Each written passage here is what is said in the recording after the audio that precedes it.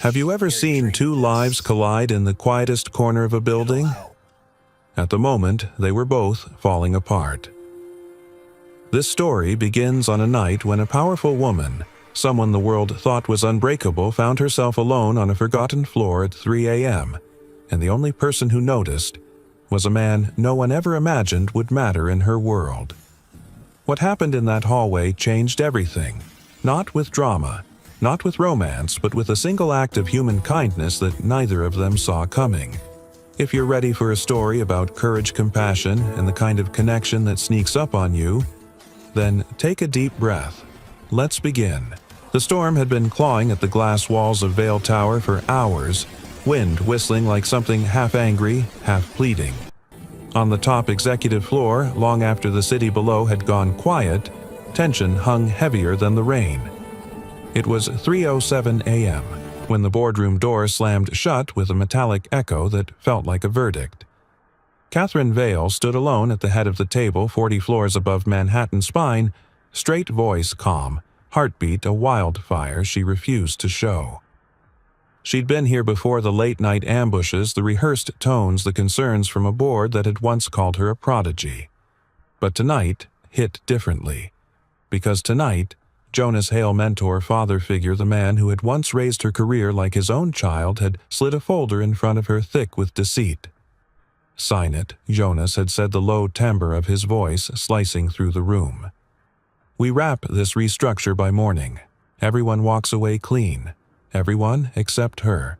Catherine had flipped through the documents, hearing the paper scrape under her fingers. Even without seeing them fully, something felt wrong. Numbers repeating where they shouldn't, financial trails smoothed too neatly. It smelled like manipulation wrapped in legal jargon. And Jonas, catching the flicker in her expression, leaned in. "Don't be naive," he murmured. "Either you sign, or you carry the fall. The regulators won't ask whose idea it was. They'll pin the whole thing on you. You know how this works." She remembered the cold, practiced smile she held as she closed the folder, thanked everyone, and walked out. She remembered how Jonas didn't even pretend to wish her good night. But what she remembered most clearly was the moment the elevator doors slid shut and the breath she'd been holding for hours finally collapsed out of her chest. Inside the elevator, she clenched her jaw so hard the muscles trembled. Her heartbeat thudded in her ears, drowning out the storm outside. She tasted metal on her tongue. She wasn't someone who panicked, not anymore. But something about this betrayal, this knife from someone she once trusted, cut straight to her core. When the elevator lurched and froze between floors, a sharp beep breaking the silence, she whispered, Of course it stops tonight." She forced herself to breathe, but the breath came out shaky. The emergency light flickered once, twice. She hit the door button. It creaked open onto a dim corridor of the building's maintenance level, a place executives never set foot in. The air smelled faintly of cleaning solvent and old vents. The hum of distant machinery vibrated through the floor. Her heels clicked weakly as she stepped out, no longer Catherine Vale, CEO, Titan of Numbers, Ice Queen to the financial press. Just a woman trying not to fall apart. But the calm she'd worn all night cracked. Her knees hit the wall before she realized she was sliding down it. The cold concrete burned through her slacks. She pressed the heel of her hand against her mouth, trying to smother the sound of her own breath. "Get it together. You don't break. Not here. Not anywhere. But I can't do this alone. Not tonight."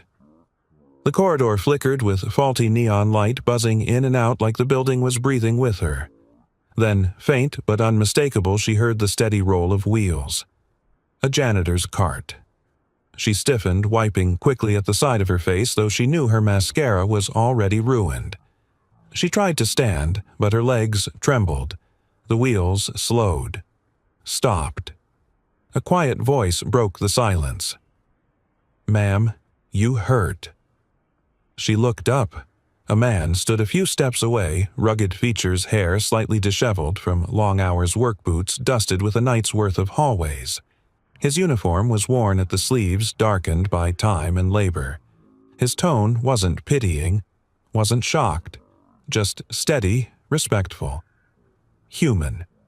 She swallowed. I just need 5 minutes where the world isn't asking something of me."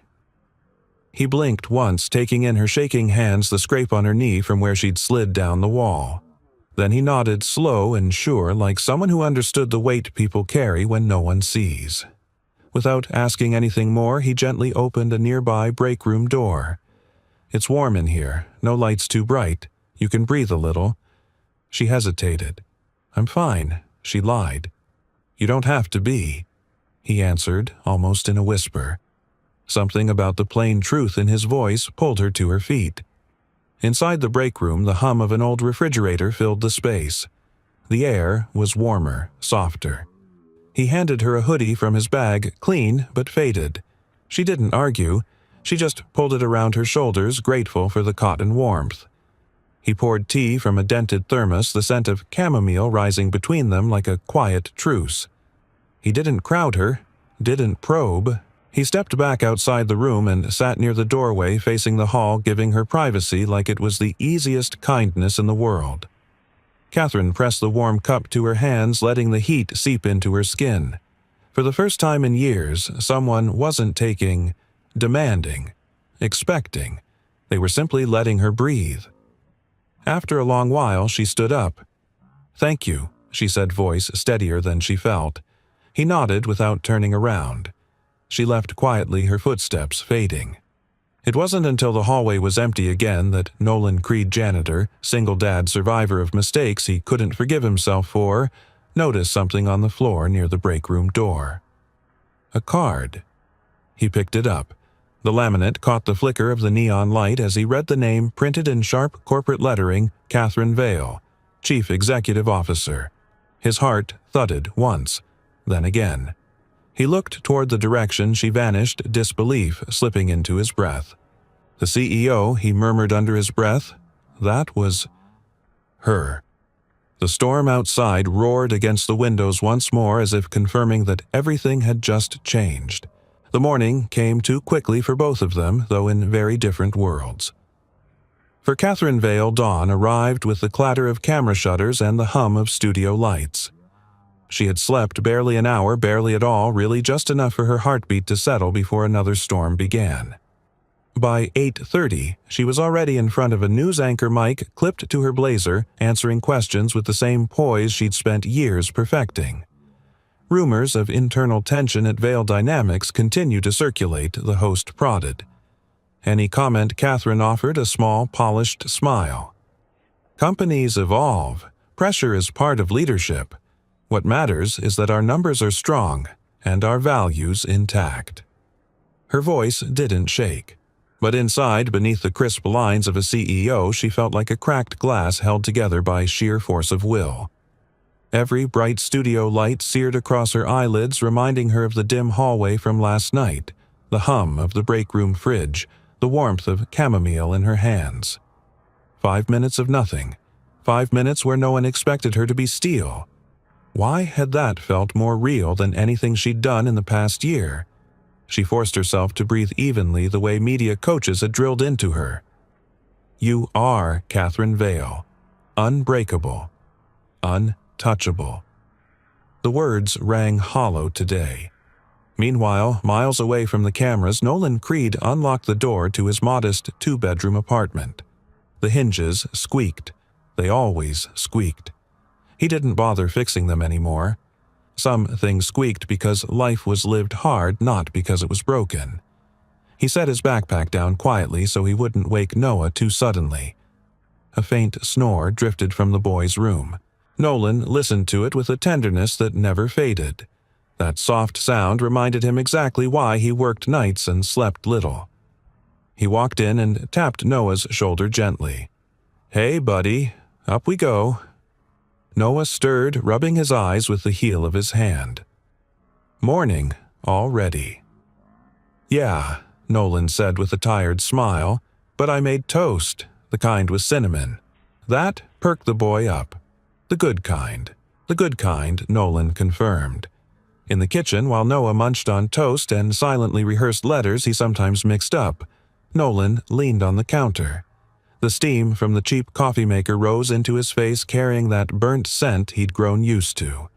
He stared into the cup, replaying last night. The woman in the hallway, the trembling in her voice, the exhaustion she'd tried to hide, and the name on the ID card lying in his jacket pocket. Catherine Vale, CEO, billionaire, business legend. And for 15 minutes in a forgotten maintenance hallway, just a woman falling apart. He'd seen people crumble before coworkers after long shifts, supervisors after accidents, but never someone who lived on magazine covers. The contrast felt unreal. Dad Noah's voice broke through. "My shoes are doing the twisty thing again." Nolan knelt to fix the tangled laces. One loop, then the bunny ear. Same as always. Noah tried to copy him, fingers fumbling. "It's stupid. Other kids don't mess up reading or tying." "Hey," Nolan murmured, tilting the boy's chin up. "Your brain just works different. Doesn't mean worse." It was a line he'd repeated countless times, but he meant it every single morning. By 8 o'clock, they were out the door, walking toward the building's new family programs wing, Vale Dynamics' attempt to support employees with kids. Today was Noah's first reading assessment with the academic therapist the company had brought in. Noah clung to his father's sleeve. "What if they make me read out loud? I always mess up in front of people." Nolan felt a familiar heaviness in his chest. "You don't have to be perfect. You just try. I'm right outside the door." Inside the classroom, the scent of dry markers and carpet cleaner mingled in the air. Noah kept his eyes low as the instructor handed him a short passage.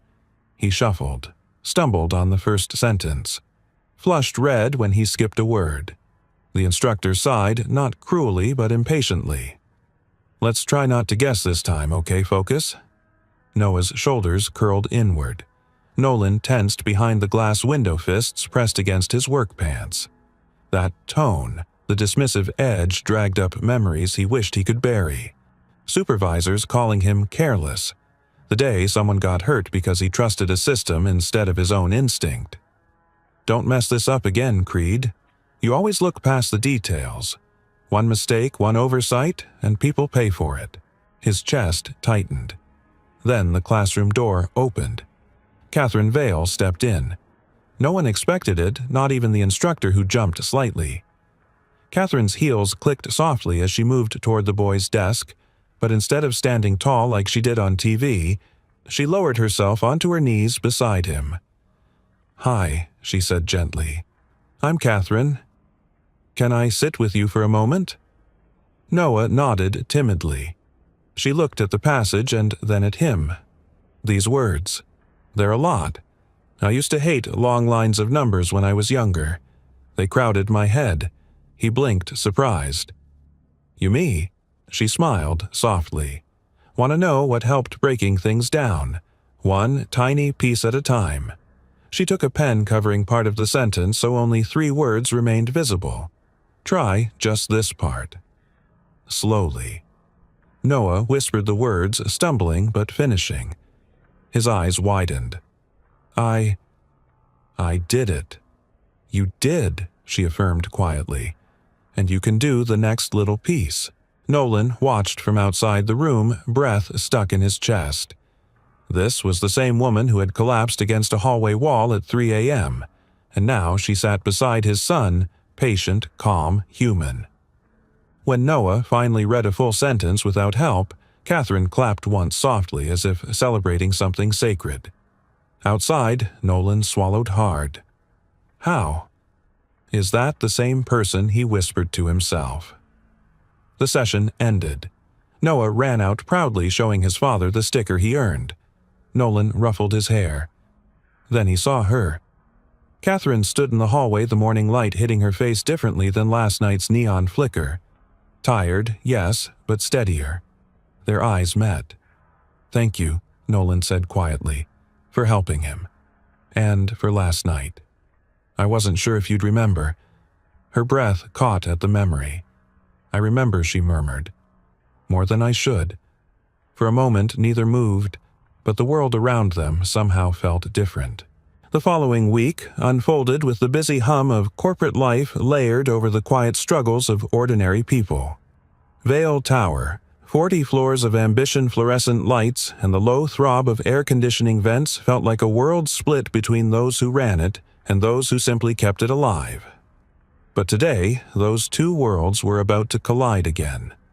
The building's new CSR program had taken over an entire floor therapy rooms, reading clinics, and family support offices meant to help employees navigate the very real stresses that didn't disappear just because the stock price was up. It was a good idea, at least in theory. In practice, most executives viewed it as a cost center. Catherine viewed it as a target one the board could twist into a weapon if she wasn't careful, so she came to inspect the program herself.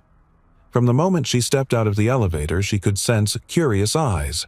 Staff whispered her name the way people whisper the name of a storm they're not sure is coming closer or passing by.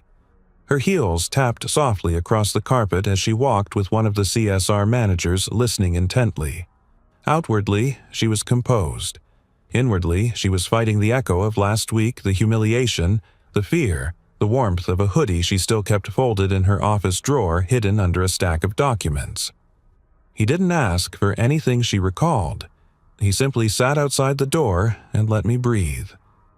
It had been years since anyone gave her silence as a gift. Down the hallway, in a smaller room with bright acoustic panels and the faint smell of washable markers, Noah was seated at a child-sized desk. His sneakers tapped nervously against the leg of the chair. His reading specialist had assigned him a short paragraph, and the boy was really trying not to stumble. But the words slid around on him. Some floated too fast. Others hid behind each other.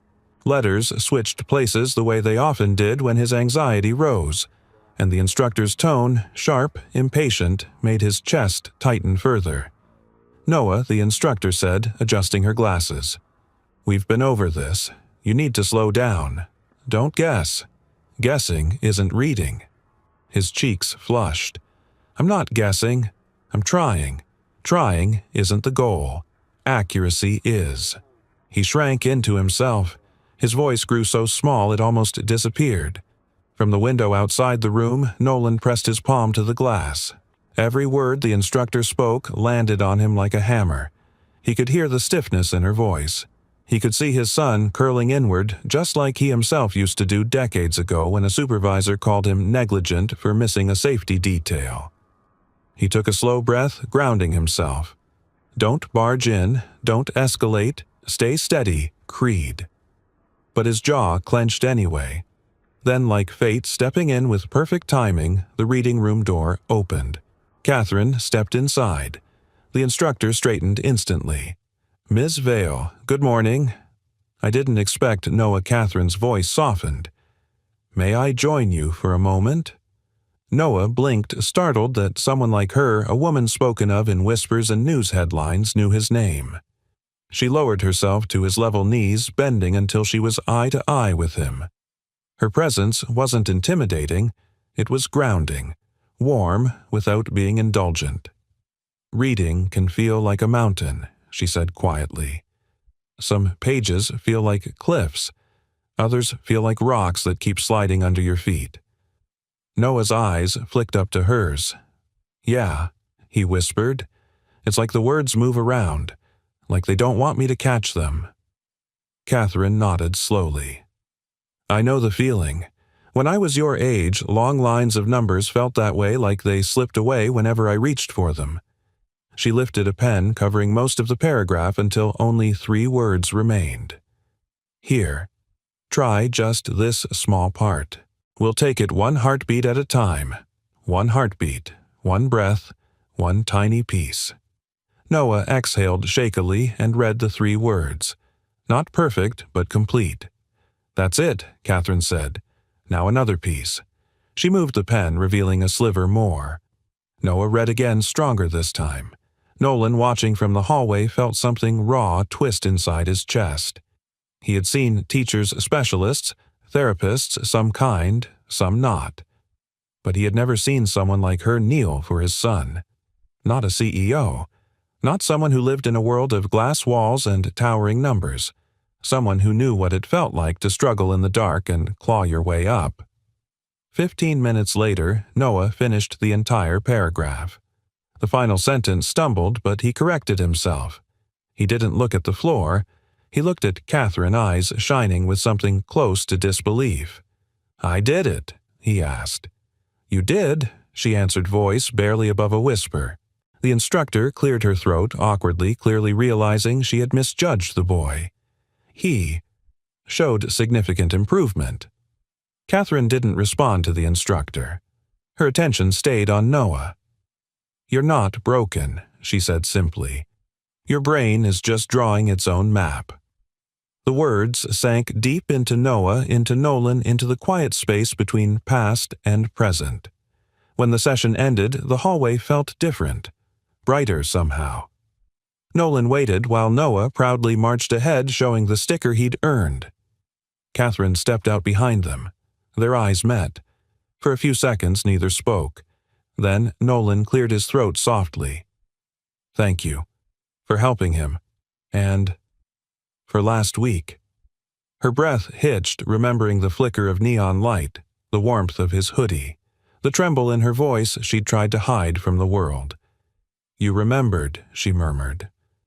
"I don't forget that kind of moment," he replied quietly. A silence settled, gentle, not tense. The kind of silence made by two people who had seen each other without titles or armor. Catherine adjusted the cuff of her blazer. "Funny thing," she said softly. "Last night I was rehearsing for a PR meeting. I thought about chamomile tea in a dented thermos." She hesitated. "And how 5 minutes of nothing can feel more stabilizing than 100 hours of meetings." Nolan's lips tugged into a tired, crooked smile. "Any time you need what I've got. It's not much, but it's honest." Before she could answer, her assistant rushed over with a phone full of notifications. Catherine straightened, slipping briefly back into CEO mode. But as she turned to leave, she said quietly enough for only him to hear, "Last night wasn't nothing." Then she walked away, heels tapping softly down the hall. Nolan stood still, pulse steadying, replaying the moment. His world and hers weren't supposed to touch. But somehow, they just had. For the rest of the week, Catherine found herself drifting toward the building's lower floors more often than she cared to admit. She always had a reason ready, checking the HVAC reports, verifying maintenance approvals, confirming safety compliance. They were all technically true. But the truth beneath the truth was softer, more fragile. She wanted to breathe again. And somehow the only place she'd felt that lately was 2 levels above the boiler room. Late Thursday evening, after a 12-hour day of bored emails and veiled threats disguised as suggestions, she stepped into the executive elevator and hesitated. Her finger hovered above the penthouse button. Instead, she pressed B2, technical level. The doors closed with a quiet sigh. Downstairs, the maintenance corridor hummed with the nightly rhythm of fluorescent buzzpipe creaks and the rolling echo of distant carts. It wasn't glamorous, it wasn't polished, but it felt real, like a place where people weren't pretending. She walked slower here. Her steps didn't need to be sharp. No spotlight followed her. No cameras lurked. She could hear her own breath again, steady human. And then she saw him. Nolan was pushing his cleaning cart down the hall, humming under his breath to a tune from an old radio show. His movements were easy, deliberate, grounded. He didn't look up until she was close enough for the rubber wheels to fall silent. "Oh," he said, blinking once. "Wasn't expecting to see you down here. I had leftover pizza from a client dinner," she said, lifting a cardboard box. "Too much to take home. Thought maybe the staff could use it." His eyes softened with a good-natured amusement. "You're giving a janitor fancy client pizza." She shrugged. "It's still pizza." He chuckled, and it was the first sound that loosened something in her chest all day. Inside the break room, she set the box on the table. The chairs squeaked when she pulled one out. The air smelled faintly of lemon cleaner and old coffee grounds. The place was plain but inviting, like a pocket of the world where no one demanded perfection. Nolan sniffed the air theatrically. "Smells like a wild night down here." "Please," she said with a dry laugh. "I'd trade my boardroom for this smell." She slipped off her blazer and draped it over the chair. The relief that washed over her shoulders was almost embarrassing. Without the blazer, without the heels, without the title, she felt younger, or maybe just less weighted. He grabbed 2 paper plates. Sit. Before the pizza gets cold. Or colder. She sat and folded a slice in half. Steam of faint buttery warmth rose from the cheese. She inhaled deeply and without thinking let out a quiet sigh. "You okay?" Nolan asked gently. Catherine surprised herself with the truth that left her lips. "I'm tired, Nolan. Bone deep tired. I spend my days being Catherine Vale, CEO of Vale Dynamics. And sometimes I forget what it feels like to be anything else." She didn't mean to say it, but once spoken it settled into the room like a confession neither of them dared touch. Nolan leaned back. "Upstairs, you're the woman who keeps the numbers straight and the sharks at bay. Down here," he gestured around, "you're the woman who eats too much cheese and sits in chairs that squeak." A soft laugh broke from her. "I don't know if I should feel offended." "That's the point," he said gently. "You don't have to feel anything specific. Not down here." Silence stretched, but it wasn't uncomfortable. It was the kind of silence where 2 people simply existed without needing to put on armor. After a few minutes, she asked quietly, "Why did you leave your old job?" "The one before this." He hesitated. Not defensive, just choosing honesty over convenience. "I used to work in internal compliance," he said. "Warehouse logistics, safety checks, processes, numbers that were supposed to protect people." She listened closely, her fingers curling around the warm edge of her paper plate. There was a line on a report he continued. Small detail. A weight tolerance note that didn't match the shipment specs. "I thought it was a typo. Let it slide." His throat tightened. The next morning, a man got crushed by poorly stacked crates. Same shipment, same error. He lived, but barely. "You blamed yourself," she said softly. "I still do," he admitted. "So I left. Figured cleaning hallways and pushing carts was safer. Fewer chances to overlook something. Fewer people who could get hurt because of me." She studied him, not pitying, not judging. Just seeing him fully for the first time. A man trying to atone for a mistake life refused to let him forget. "You were one error in a chain of errors," she said carefully. "You didn't stack those crates. You didn't approve the shipment." "Doesn't matter," he murmured. "I ran away, and running doesn't fix anything." Catherine stared at the worn tabletop, tracing a tiny scratch with her thumb. "There are people on my board," she said quietly, "who go home every night believing they've done nothing wrong, even when they've turned a blind eye to far worse." Nolan's gaze met hers. Something unspoken passed between them. Understanding. Recognition. 2 people who carried guilt not because they should, but because they had hearts that refused to harden. Just then he began tidying his cart, reorganizing bottles and cloths the way he always did. She noticed a stack of newly delivered file boxes on a nearby shelf, labels printed with the name of a vendor she faintly recognized. Evergreen Supplies. Nolan froze for half a beat. She didn't catch the nuance, but he did. A flicker of memory, something from his old world. His brow tightened, but he pushed the reaction down. Catherine picked up her blazer, slipped it back over her shoulders like armor. "Thank you," she said, her voice quieter but warmer than before, "for the pizza company, and for letting me be just me for a moment." "You're welcome," he replied simply. As she turned toward the door, Nolan stole one more glance at the vendor name on the box. Evergreen Supplies. He hadn't heard that name in years, and it had never meant anything good. Nolan's fingers lingered on the cardboard eyes, narrowing as a forgotten worry resurfaced. Catherine walked away unaware while he stood frozen, staring at the vendor label like a ghost had just whispered his name. 2 days after their quiet pizza truce in the break room, the tension inside Vale Tower had thickened into something nearly audible, like static clinging to the corners of every hallway. Catherine felt it most in the boardroom where polite smiles hid sharpened motives and every spreadsheet seemed to hum with an unseen warning. Jonas had been too calm lately, too collected, too ready with answers she didn't ask for. Underneath her professional veneer, something inside her whispered that the numbers weren't just off.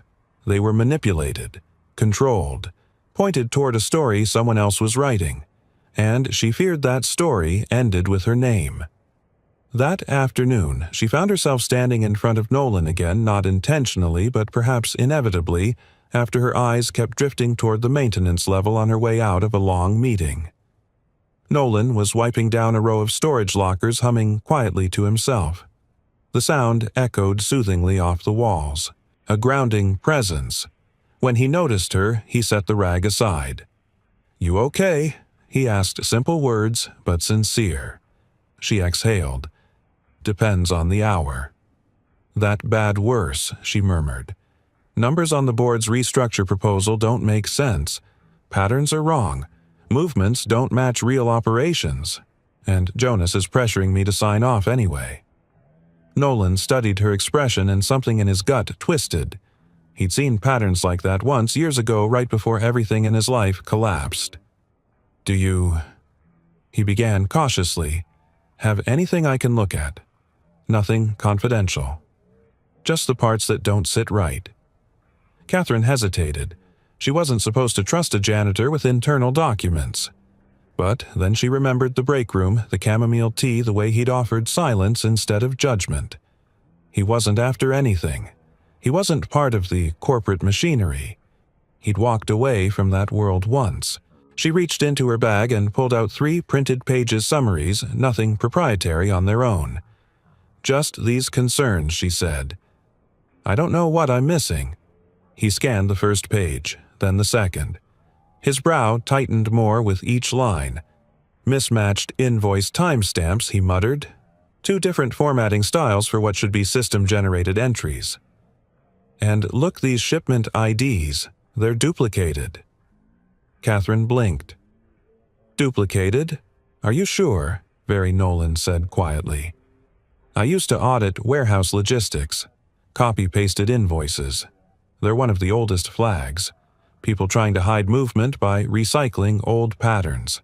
He tapped one corner of the page. "And this vendor name, Evergreen Supplies." Catherine froze. "You recognize it?" Nolan swallowed. The room suddenly felt colder. "They were involved in a case I handled years ago. Fraudulent invoicing. Payments looping through shell companies." He paused, voice softening. "It was one of the reasons I left my field." His eyes flickered with something old guilt, regret, and a memory he'd rather bury. "What happened?" she asked gently.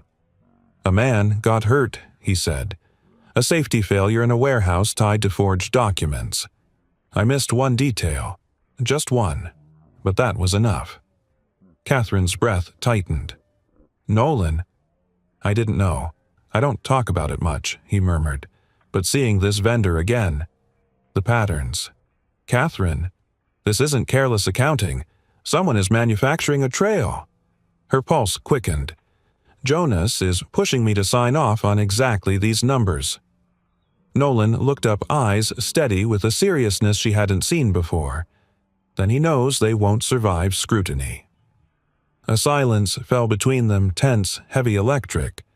Catherine lowered her voice. "If I sign, I become the scapegoat." "And if you don't," Nolan said softly, "he'll make you look like the problem." She already knew that. She just didn't want to say it out loud. He watched her shoulders tighten and added carefully, "You're not crazy. You're not imagining the patterns. They're wrong, and someone made them wrong on purpose." Her breath caught part fear, part validation. For the first time in weeks, she felt someone standing beside her, not against her. They spent the next half hour going through every detail Nolan could decode without accessing restricted systems. He pointed out inconsistencies she hadn't noticed, lopsided expense flows, mismatched vendor signatures, and an invoice sequence that mirrored a fraud case from his past.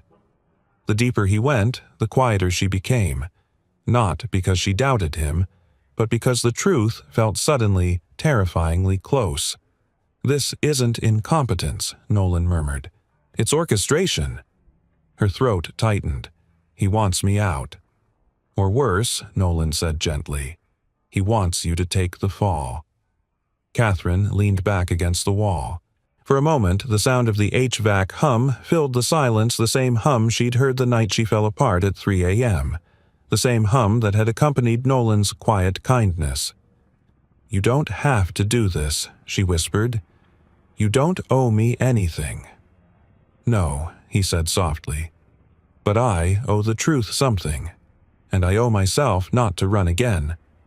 Those words hit her harder than she expected.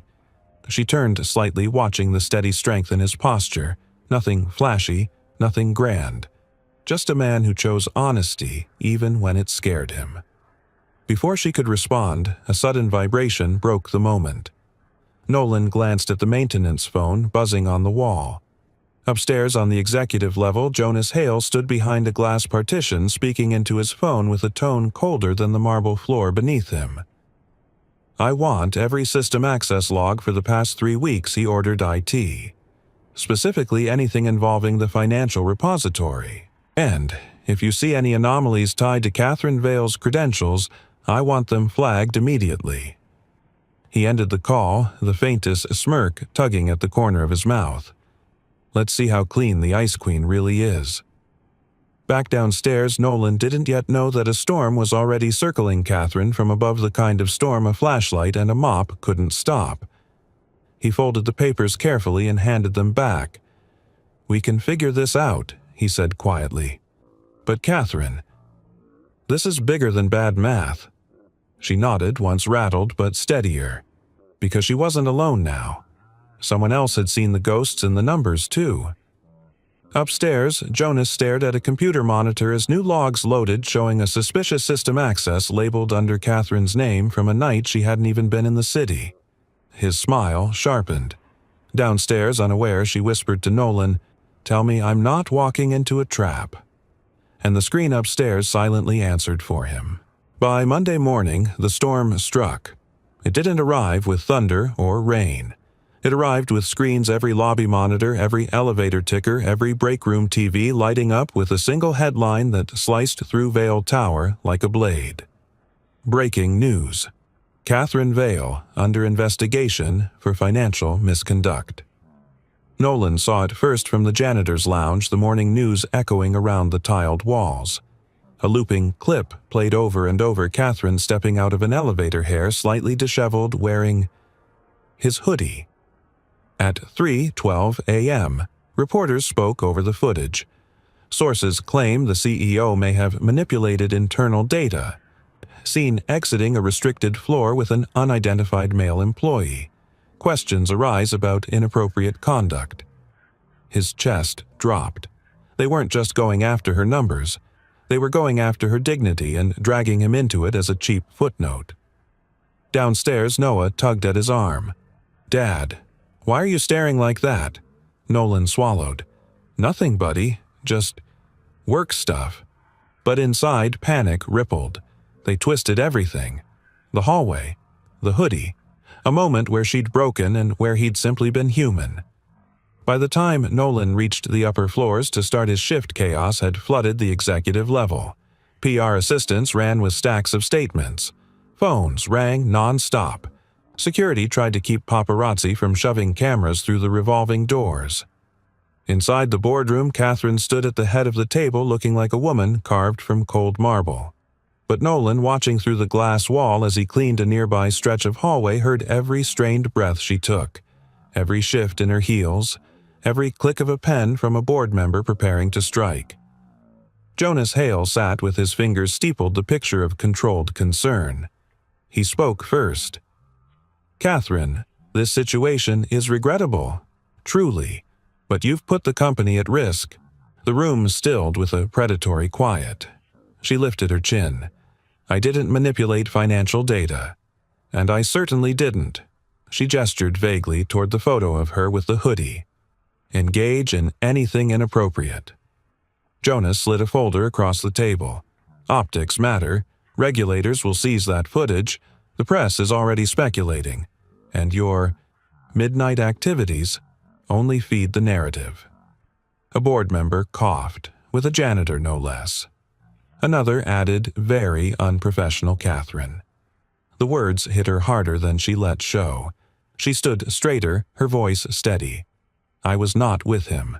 I was seen." Jonas cut in, at 3 a.m. on a restricted floor, wearing his clothing. Nolan took a step closer to the glass heart pounding so hard he felt it in his teeth. Her pain was audible, buried under professionalism, but audible in the way her breath rushed out just a touch too fast. Jonas slid another sheet toward her. "Catherine, the best path forward is simple. Sign the resignation letter. We'll handle the regulators. The company survives. You walk away gracefully." She didn't answer. She didn't blink. She stared at the resignation letter like it was a gun pointed straight at her identity. Nolan turned away, throat tight. They want her gone, and they're willing to burn her reputation to do it. But she stayed still, stoic, silent. When she left the boardroom, she walked with slow, deliberate steps, armor barely holding. Down the hallway, her heels tapped out a rhythm that didn't match her breathing. She turned into the break room, the same place she'd eaten pizza with Nolan days before, and found him already there, wiping a table that didn't need wiping. He stood straighter when he saw her. "Catherine, don't." She whispered, voice trembling so faintly only someone who'd memorized its steadiness would notice. "Please, not right now." He stepped back, giving her space but not distance. They twisted everything. "I know. You did nothing wrong." She laughed, broken, tired, hollow. "In this building, perception is reality, and perception says I'm guilty of everything." He wanted to reach out, but he didn't.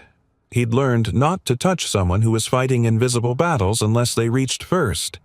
She didn't. Instead, she reached for a paper cup from the counter, gripping it so tightly it crinkled. "Nolan," she said quietly, "they already asked security if I was involved with you." His chest flinched. Involved, as in she exhaled a scandal. He forced in a slow breath. "What did you say? That it wasn't true?" He nodded, but something inside him hardened. She set the cup down, shoulders tense. "Jonas gave me a resignation letter." He shut his eyes briefly. "Of course he did." "And the worst part," she whispered. "I don't know if signing it is surrender or survival." Silence wrapped them heavy, almost suffocating. Slowly, she pulled a folded note from her pocket. "This was in the maintenance office, on your old station table." She handed it to him. He recognized his own handwriting. "You don't owe me anything. Don't let them use me to hurt you. I've run once in my life. Maybe running again is best." "Nolan." He stared at it, ashamed, frustrated, aching. "I wrote that before I knew how bad they'd twist things." "Nolan," she said softly. "You were trying to protect me." "No," he said, voice roughening. "I was trying to protect Noah. I didn't want him dragged into this." She understood instantly. She always did. "You're a father first. Always." Their eyes held tired, bruised by the world, but connected by something deeper than circumstance. Then she whispered, "They want to break me." He nodded. "Because you see what they want to hide?" "And you?" she asked. "What are you going to do?" He didn't answer right away. He looked at the resignation letter imprinting itself in her expression, at the exhaustion in her posture, at the fear she would never admit aloud. Finally, he said softly, "I won't run. Not this time." A beat. Her breath hitched. Hope, small but real, flickered across her face. Before either could say more, a message alert chimed from her phone. She glanced down, her face drained of color. A text from Jonah's conference room. "Now. It's time to finish this." Catherine stared at her phone with a hand that trembled for the first time in years. Nolan watched her walk toward the elevator, toward Jonas, toward a trap tightening with every second. And he whispered to himself, "Please, Don't let this be the moment I'm too late again. The night after the board ambushed Catherine, Nolan couldn't sleep. Not even for a minute. He sat alone on his sagging couch long after Noah had drifted off in the next room, listening to the soft hum of the refrigerator and the ticking of a cheap wall clock that never kept the right time. Each tick felt like a reminder of last time of failure, of the moment he ran when someone needed him to stay. He'd heard Catherine's voice crack earlier, just a breath barely audible, but enough. Enough to tear open a memory he'd kept locked behind his ribs. Noah found him before dawn, sitting in the dark. Dad, a sleepy voice, a child's concern. "Hey, buddy," Nolan murmured, forcing a smile. "Couldn't sleep." The boy rubbed his eyes, blanket dragging behind him. "Is it the lady from the news?" Nolan didn't answer right away. "Yeah," he finally admitted. "She's in some trouble. Real trouble." Noah climbed onto the couch and leaned against him. The boy always knew when to stay quiet, when to wait, when to ask gently. "Did you do something wrong?" Noah asked. "No." "Did she?" "No." Nolan repeated, firmer this time.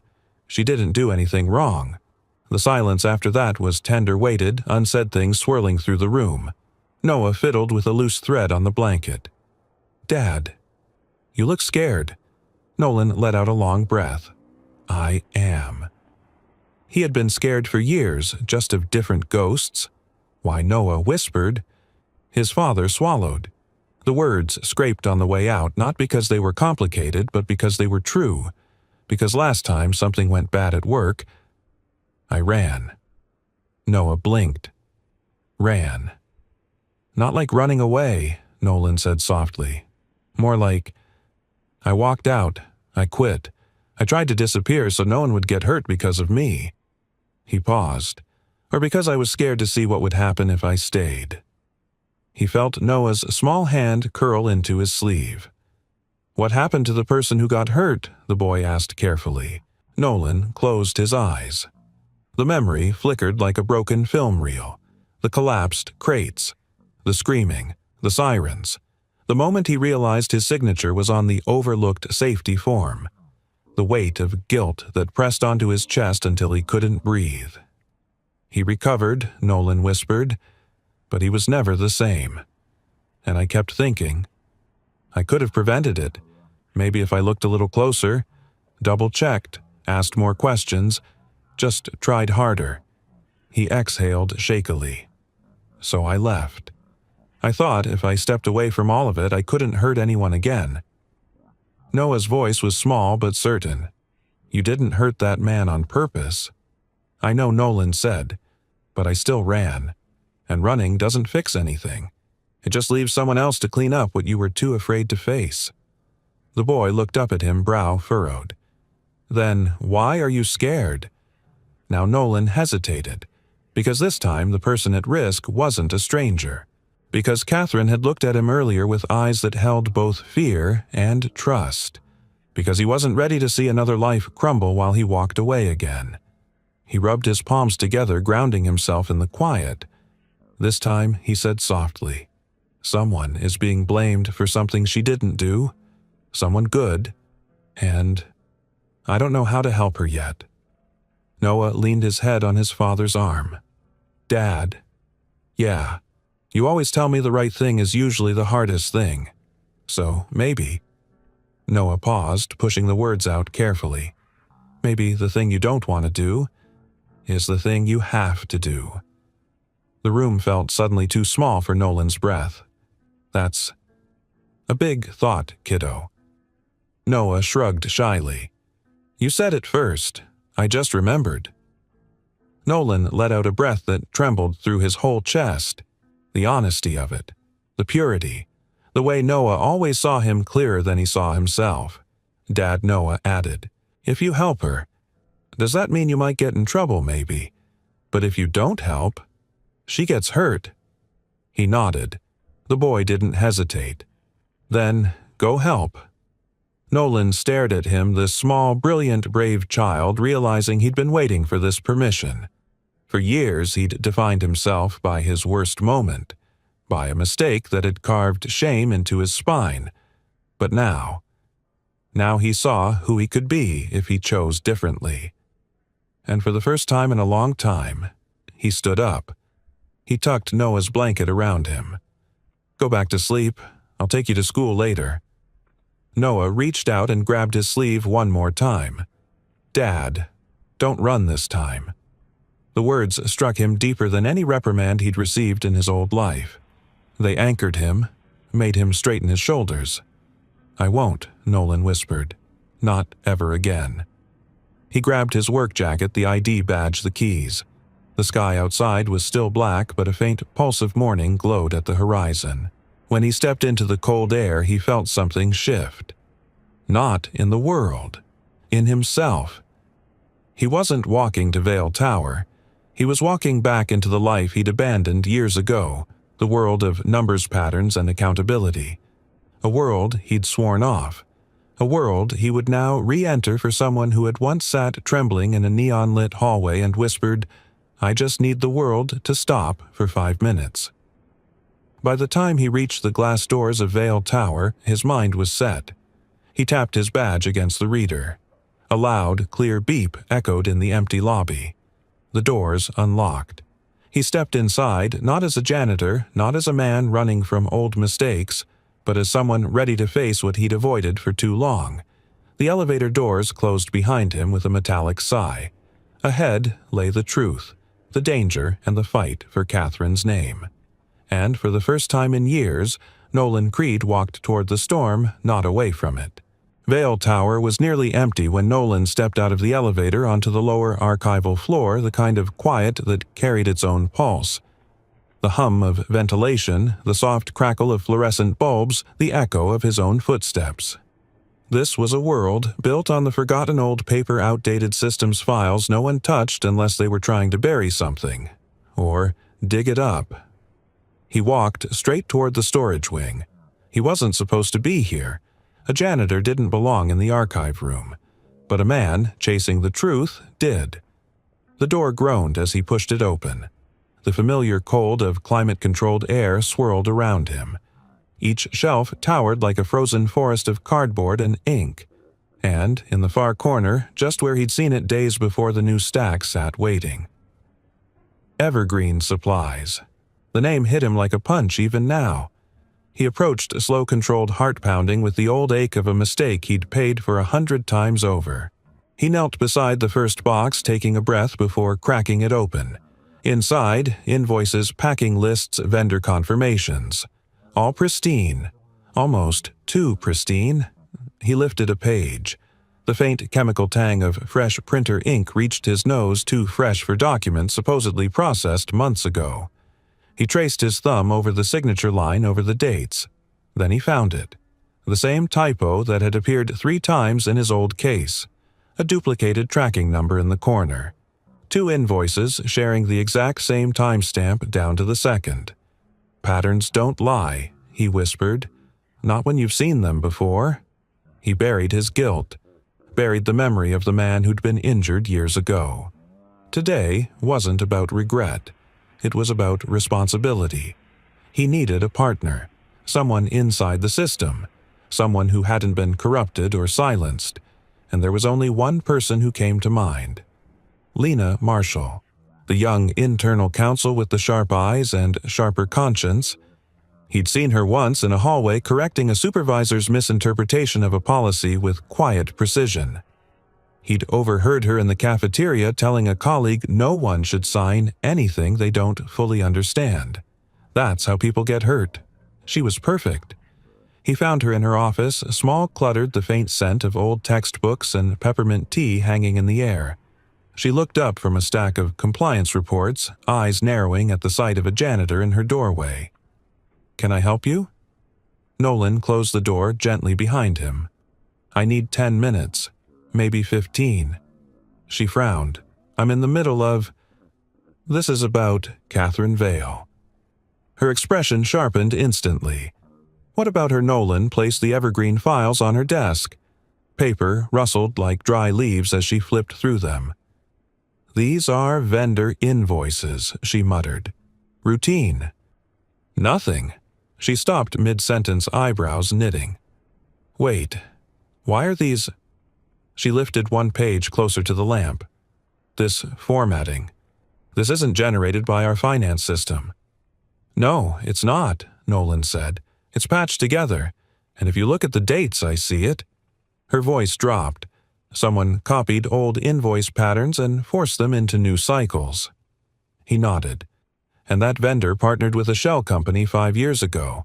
I handled part of the investigation back then. It didn't end well. Lena set the papers down, leaning back. Nolan, how did you even see these? I clean the hallways. And sometimes… I look too closely. She studied him, not dismissing his role but reassessing him. This was a man carrying knowledge most people in this building didn't realize he had. You think someone's framing her? Lena said. I think someone's framing her because she didn't play along, he corrected, and because she's the only one standing between the board and a disaster. She stood and paced once around the room, muttering to herself. The sound of her footsteps was quick, anxious, purposeful. This matches the access logs we flagged last week, she said. There was a login under Catherine's credentials at a time she wasn't even in the state. She looked up sharply, but IT brushed it off. Because someone told them to, Nolan said. Lena inhaled, steady and slow. If we connect these patterns to the admin-level access logs and cross-check with travel records, she'll be cleared, Nolan finished. No, Lena said. She'll be vindicated, and someone very powerful will be exposed. She grabbed her laptop and began typing furiously. The clatter of keys filled the room sharp and rhythmic, like the building itself was finally speaking. After several tense minutes, she stopped staring at the screen. Nolan. She whispered, these logs. They prove she couldn't have done any of this. She was out of state.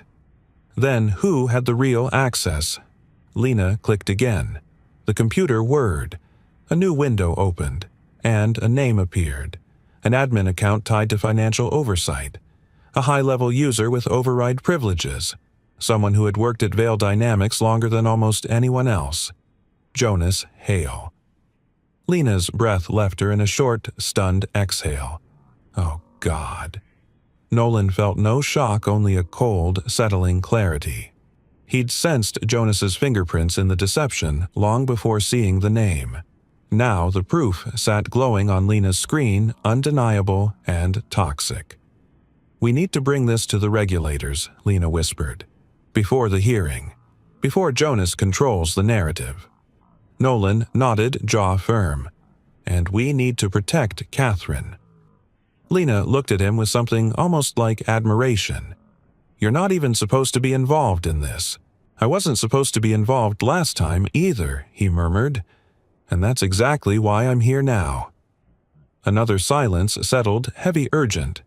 Then Lena's phone buzzed violently across the desk. She answered. Lena Marshall. Her face paled. Yes, she whispered. I understand. We'll be there. She ended the call and looked at Nolan. The internal hearing is happening tomorrow morning, she said. The board, regulators, legal. They're putting her on the stand. Nolan felt the floor tilt under him, and he asked quietly. And they want you there, Lena said. Not as a janitor, as a technical witness. He swallowed. Hard. Me. You saw the patterns before anyone else, she said. You recognized Evergreen. You noticed the copy-paste anomalies. You know the truth. For a moment, Nolan's breath trembled. He wasn't ready. He didn't belong in a suit-filled room. He wasn't a man trained for this anymore. But then he heard Noah's voice in his memory. Don't run this time. Nolan stood a little straighter. What do I need to do? He asked. Lena handed him a folder. Study everything in here. Tonight. Tomorrow. We walk in together. Nolan took the folder in trembling hands, a folder that could clear Catherine or bury her forever. As he left Lena's office, the hallway lights flickered overhead, humming like a warning. Tomorrow, he would step back into the world he'd abandoned, and this time, the fight was personal. Morning arrived like a held breath, tight, sharp, ready to snap. By 7:30, Vale Tower no longer felt like a workplace but a pressure chamber. The corridors outside the executive boardroom filled with quiet-footed assistants, stiff-backed attorneys, and 2 federal regulators whose shoes clicked with unnerving precision. The air carried the sterile scent of coffee nerves and corporate fear. Catherine stood near the window watching the city rise beneath her. From up here, Manhattan looked orderly, predictable. But behind her reflection, the boardroom buzzed with the kind of tension that could ruin lives in under an hour. Her pulse thudded at her throat. They want you gone. They want you quiet. They want you to take the fall. A soft knock broke through her thoughts. Lena entered calm-focused, carrying a binder so full it strained the metal rings. And behind her, Nolan, wearing his janitor's uniform. No suit, no polished shoes, just truth in its simplest form. Catherine's breath snagged. "You came." He nodded once. "You shouldn't walk into that room alone." A warmth flickered beneath her ribs, brief but real. If she placed a hand over her chest, she knew she'd feel it trembling. Lena stepped forward. "We have what we need." Not everything, but enough to question Jonas's narrative. Catherine exhaled slowly. "Then let's start." The hearing room was arranged like a silent courtroom, long mahogany table, high-backed chairs, a row of regulators with blank expressions that gave nothing away. Jonas Hale sat confidently near the center, flanked by 2 board members who seemed eager for blood. He greeted Catherine with a calm smile, the kind that didn't reach his eyes. "Let's proceed," the lead regulator said. Jonas stood first. Of course he did. His voice carried the rhythm of someone who'd practiced every syllable. "We are here because irregularities were found in the company's financial system. Irregularities tied directly to CEO Catherine Vale's login credentials and authorized electronic signature." He slid a set of printed logs across the table like a magician revealing cards. "These records show unauthorized access to the fiscal repository and interference with invoice chains." A regulator frowned. "Ms. Vale, do you deny accessing these files?" "I do," she answered, voice firm despite the tremor beneath. Jonas didn't miss a beat. "We have video of her in restricted levels at 3 a.m. We have timestamps. We have witnesses." He didn't say janitor, but the implication hit hard. And the matter of her. Personal involvement with an hourly employee complicates this further. He added casually, knowing the words would land like a knife. Catherine stiffened, but she didn't flinch. Then Lena rose. "Before this committee accepts Mr. Hale's narrative, I'd like to present additional evidence." Jonas's jaw twitched, small but telling. Lena clicked a remote projecting access logs onto the main screen. The room dimmed. These logs show a second higher-level administrator accessing the financial system at the same exact timestamps attributed to Ms. Vale. A regulator leaned forward. "Are you saying her credentials were cloned?" "Yes," Lena replied, "and used remotely while Ms. Vale was on a business trip documented by hotel security footage, transit receipts, and GPS records." Jonas's confidence began to show hairline cracks. Lena clicked again. Furthermore, invoice inconsistencies point to a 2-year pattern: copy-pasted signatures, duplicated timestamps, forged logistics data. These inconsistencies match a known fraudulent vendor chain. "And how do you know that?" a regulator asked. Lena turned toward Nolan. The room shifted, every gaze snapping to a man holding nothing but a folder and a lifetime of guilt. "Mr. Creed," she said, "would you explain?" He stepped forward, not with the swagger of someone seeking recognition, but with the slow, steady breath of someone walking back into a burning building because someone else was trapped inside. "I used to work in internal compliance," he began quietly. "Logistics oversight. I saw these patterns before. Years ago, a vendor, Evergreen Supplies, used identical invoice structures to push payments through shell accounts." He held up an invoice. "This timestamp? It's impossible." System-generated logs don't duplicate at the exact second. That only happens when someone copies an old file, changes the date, and hopes no one checks further. A regulator nodded slowly. Go on. These forged invoices align with the access logs Lena just showed. He swallowed. Ms. Vale didn't do this. These patterns are deliberate, constructed. Someone wanted her blamed. Jonas's voice cut through the silence. You expect us to believe a janitor over a board member of 30 years. Nolan met his gaze steadily. You should believe the truth. A murmur moved through the room. Lena continued. We also tracked financial flows from Evergreen to accounts tied directly to a private corporation controlled by Jonas. Slammed his hand on the table. This is outrageous. Baseless. It's not baseless, Lena said calmly. It's documented. A regulator raised a hand. We'll request official subpoenas to confirm this. Catherine watched Jonas's composure, splinter hairline cracks widening with every breath. She felt something bloom in her chest. Not triumph, relief, validation. A return of the truth she'd feared losing. After another hour of questioning, the regulators paused the hearing, instructing everyone to step outside while they reviewed preliminary findings. Outside PR agents were waiting like vultures. One approached Catherine immediately. We need to strategize your public position. There's chatter online. Rumors about you and a janitor. If we spin it as a fabricated story from a disgruntled worker, no, Catherine cut in voice low steady. Ma'am, the optics. No, she repeated. I won't betray someone who protected me. Her eyes found Nolan standing at the end of the hallway alone, like a shadow stitched into the wall, someone who didn't belong in this world but had walked into it anyway. Not running, not hiding, standing. Her throat tightened. She stepped into the restroom alone at last and gripped the edge of the sink. Her reflection flickered under harsh lights, controlled, polished, exhausted. She heard echoes inside her mind. Sign the resignation. Walk away quietly. Take the blame. Then another voice, soft, steady, familiar. You don't have to feel anything specific. Not down here. Don't run this time. Patterns don't lie. Her breath trembled. She lifted her eyes to the mirror and whispered, This time. I won't be silent. She walked out of the restroom with a calm that startled even her. Down the hallway, Nolan looked up, hope flickering across his tired face. But Jonas watched her too, realizing something. She wasn't breaking. She was choosing. And the next move would change everything. The hallway outside the hearing room had gone strangely quiet. Not the calm kind of quiet, but the charged kind, like the air right before lightning strikes. Assistants hovered near the walls, whispering. Cameras waited beyond the glass doors, their lenses hungry.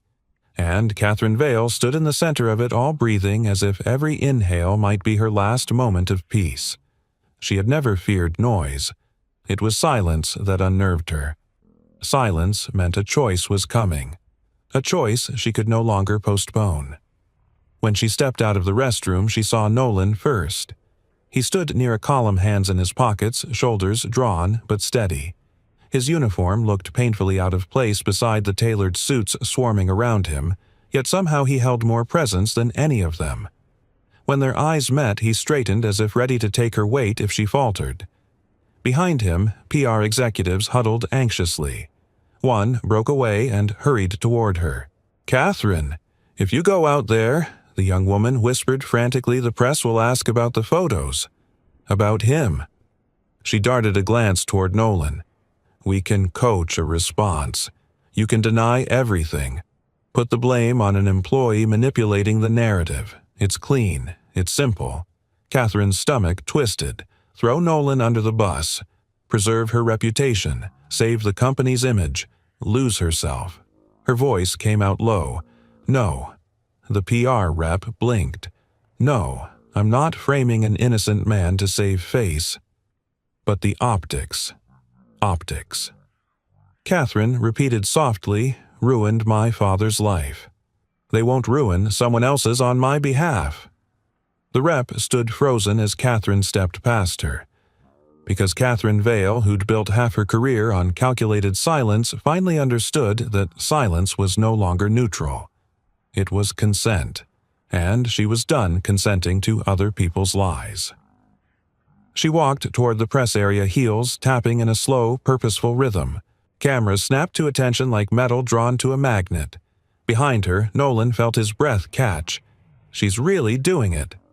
He took one step forward, Catherine. Her name stopped him. She turned. He stood only a few feet away now, close enough for her to hear the soft rustle of his breath, close enough for him to smell the faint trace of her perfume, something crisp, cool, but warmer than it used to be. His voice was low. "You don't have to do this alone." Something inside her trembled, and then steadied. "I know," she whispered. "That's why I want you standing with me." He blinked. "With you? Out there?" He thumbed toward the sea of reporters. "Catherine, they're looking for a scandal. If I stand beside you, then let them look," she said, "because I'm done hiding, and I'm done letting Jonas write the story." For a moment, Nolan didn't move. He studied her, really studied her. This wasn't the Ice Queen. This wasn't the CEO steeled in armor. This was the woman who had broken in a neon-lit hallway at 3 a.m. The woman who helped his son read the woman who had been fighting alone for far too long. He stepped toward her. "Okay." One word. Steady. Unshaken. Real. Catherine exhaled a breath she hadn't realized she was holding and turned toward the audience waiting just beyond the doors. The security guard pushed them open, and a wave of light and noise hit them both. Flashes, microphones, a whirl of voices clawing for attention. "Miss Vale, are the allegations true? Did you manipulate company finances? Who is the man behind you? Were you having an inappropriate relationship? Why were you in a restricted area at 3 a.m.? Catherine lifted a hand. Her voice cut through the chaos, calm and powerful. "I'll answer your questions." Silence rippled outward like a shockwave. She glanced at Nolan beside her. He didn't shrink or step back. He stood, tall eyes locked on hers, giving her the grounding she needed. "I want to make something clear," she said, voice resonant. When the allegations began, the board's first reaction was to distance themselves, to silence the conversation, to push me toward resignation to protect the company, they said. She paused, but the person who protected me wasn't a board member. It was him. She nodded gently in Nolan's direction. The press shifted, confused. This man, she continued, sat outside a room while I was falling apart, not to advance his career, not to gain leverage, but because he saw a fellow human being hurting. Nolan tensed. He hadn't expected her to speak about that night. Catherine kept going, and when I was accused of something I didn't do, he wasn't afraid to tell the truth because he saw what others refused to look at. Her voice softened, but her words struck like steel. "You want a scandal. Here it is. I trust him. Not because of his title, not because of his position, but because of his integrity, the one thing a corporation can't manufacture." Gasps rippled through the press line. Jonas, watching from the hallway, went pale. A reporter stammered, "Ms. Vale, are you saying—" "I'm saying," Catherine interrupted, "that character has nothing to do with salary. And truth is not defined by power." Beside her, Nolan swallowed hard. He'd never been more exposed, more vulnerable, but he'd also never been more certain he was standing exactly where he was meant to be. Another reporter called out, "Will you resign?" Catherine met the question head-on. "No, I will not resign for a crime I did not commit." Who did commit it, someone demanded. Catherine didn't answer directly, not yet, but she glanced toward the building behind her, toward the floors where Jonas lurked like a shadow. "Evidence has been presented to the regulators," she said. "They will find the truth." She stepped back from the microphones. "That's all for now." As the crowd erupted again, Nolan gently ushered her away from the crush. They stepped into a quieter corner of the lobby, hearts hammering. "You didn't have to say all that," he murmured. "Yes," she said softly. I did. And then something shifted between them, something deep and wordless. A door closed behind them. Not the physical one, the door to running, to hiding, to letting fear win. Far away in a small apartment, Noah watched the live broadcast. When he saw his father standing next to Catherine Vale, shoulders square and unbroken, the boy whispered to himself, "Dad didn't run. This time." Catherine and Nolan stood together publicly irrevocably while the regulators prepared to announce their preliminary findings. But the world was still waiting for a villain. And tomorrow the truth would demand a reckoning. The truth did not arrive with drama. It arrived quietly through emails, formal statements, and a short press release from the regulators confirming what Catherine, Nolan, and Lena already knew. Jonas Hale had been the one manipulating the financial system. He had cloned Catherine's credentials, altered invoice chains, and orchestrated the entire scheme to force her into signing the fraudulent restructure. It was a plan meant to preserve his legacy and shift the blame onto the woman he once pretended to mentor. Within 48 hours, Jonas resigned under investigation. Within 72.5, the board stepped down voluntarily. And by the end of the week, Vale Tower felt different. Not lighter, not instantly healed, but different. Like a building that had survived a storm and now exhaled for the first time in years. Catherine did not return to the top floor immediately. Instead, she spent the next days moving through the building, floor by floor, team by team, listening to people she once only saw in reports. She replaced 2 senior executives who had looked the other way. She expanded Lena's role, giving her a voice she had long deserved. She created internal committees with real independence, real checks, real courage, and she did something else, something no one expected. She named the initiative Second Chances and funded it not just for employees' families but for kids across the city who struggled with reading dyslexia or fear of failing in a world too impatient to understand them. Noah became the program's first recipient. He didn't understand the politics. He only knew that the lady who helped me read was now the person who started a fund to help kids just like him. To him, that was better than being on TV. Weeks passed. The scandal faded. The city's attention moved on. What remained was quieter, steadier, like a heartbeat returning to normal after being shocked back to life. One night long after sunset, Catherine walked alone toward the maintenance level, the same path she had taken the night she broke the night she found someone sitting just outside a break room door giving her 5 minutes of nothing when her world was collapsing. The air felt familiar, the muted hum of old pipes, the soft buzz of lights, the faint echo of her own steps on cool tile. She rounded a corner, and there they were.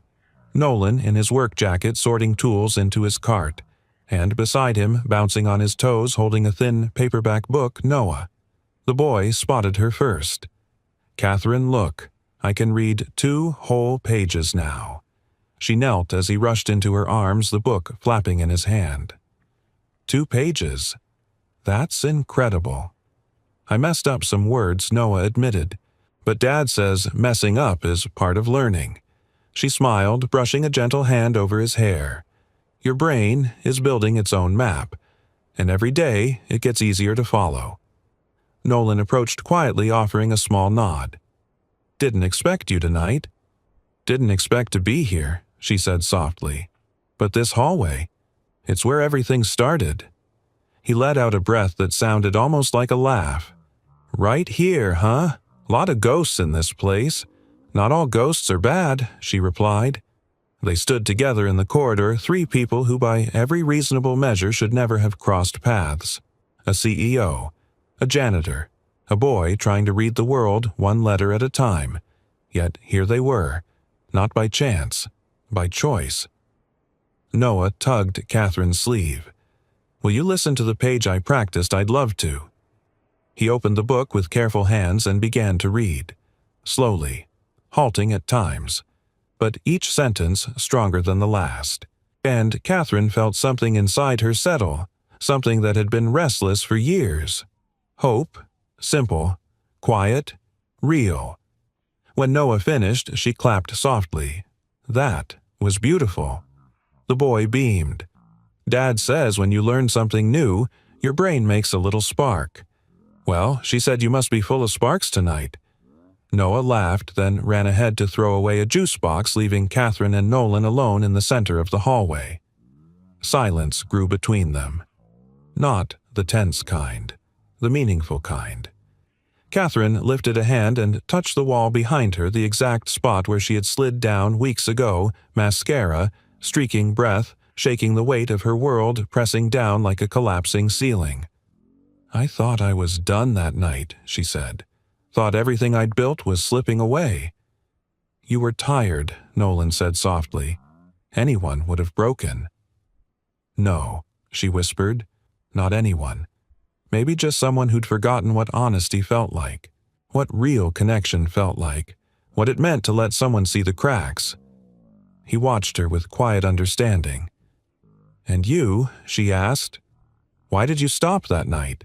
Why didn't you just keep walking?" Nolan exhaled slowly. "Because I saw someone trying to breathe, and I knew what it felt like to be drowning with no one noticing." He looked around the hallway. "And because this place, it's taught me something." "What's that?" He met her eyes, steady and sincere. "That doing the right thing even in the smallest way can change a life." "Mine?" she asked softly. He shook his head. "All of ours." For a moment, neither of them moved. Then she stepped closer, close enough to hear the rhythm of his breath, close enough for him to feel the warmth of hers. "Thank you," she whispered, "for not running." "Thank you," he replied, "for letting me stay." Noah returned, bounding over. "Hey, can we go to the break room? Dad said there might be cookies." Nolan grinned. There are always cookies somewhere. Catherine took Noah's hand. Nolan walked beside them. The three of them stepped into the break room, no longer dim, no longer forgotten. Someone had cleaned it up, added softer lights, and pinned a new photo on the bulletin board. A photograph of three silhouettes, Catherine, Nolan, and Noah, walking down a long hallway together. Lena had captured it weeks ago. A moment that wasn't staged. A moment that meant everything. Catherine reached out and touched the frame. "This hallway," she said softly, "is where I broke." She looked at Nolan. "And where I found my way back." He nodded, once eyes warm. Sometimes the hardest places become home when you walk them with the right people. Noah tugged both their hands. "Come on, I found the cookies." They laughed and followed him. And as they walked, their footsteps echoed softly across the tiles, 3 steady beats side by side, moving toward a room that had once held brokenness, and now held something else entirely. Healing, second chances, and the beginning of a life none of them had expected, but all of them were ready for. Sometimes life brings together the most unlikely people in the most unexpected places. A CEO on the edge of losing everything, a single father burdened by an old mistake, a boy who just needed someone to believe in the way his mind worked. But healing doesn't always arrive with fanfare. Sometimes it shows up quietly in a hallway at 3 a.m., in a voice that says, "You're not alone," in a kindness no one asked for, and in the courage to finally stop running. If this story touched your heart today, I hope it reminded you of something important. No matter who you are, no matter what you've been through, you always have the power to be the person who stops for someone else in their darkest hallway. Sometimes that's all it takes to change a life. Now, I want to turn this moment over to you. Have you ever experienced a moment like this? A moment when someone stepped in, believed in you, or offered kindness when the world felt heavy. Or maybe you were the one who stopped and helped someone find their breath again.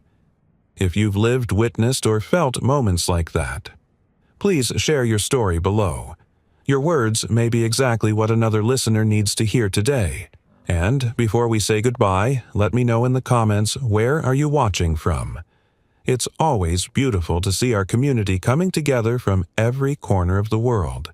If you enjoyed this story, if it gave you something to hold on to, don't forget to like, share, and subscribe to the channel so you won't miss the next heart-deep storytelling journey. Thank you truly for spending your time with this story today. Thank you for listening, for feeling, and for being part of this growing family of compassion and hope. Until next time, take care of yourself, take care of each other, and remember, you never know who might need you to stop in their hallway at 3 a.m.